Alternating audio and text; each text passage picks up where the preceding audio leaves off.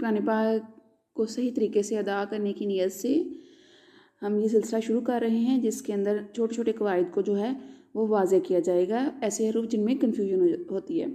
आज जो हम पढ़ने जा रहे हैं वो वर्ड है, दो कलिमों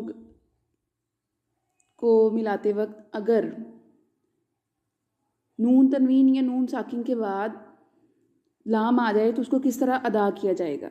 जैसे ये कलिमा है दाल दो ज़बरदन, उसके बाद आ गया लाम मुशद्दद, तो यहाँ पे क्या होगा, यहाँ पे इदगाम होगा और इदगाम जो है वो बगैर गुन्ना होगा। मतलब यहाँ हम नून नहीं अदा करेंगे, ना ही नाक में आवाज़ लेके जाएंगे, इसको पढ़ेंगे हा पेश हु दाल लाम दो ज़बरदल हुदल लिल हुदल लिल।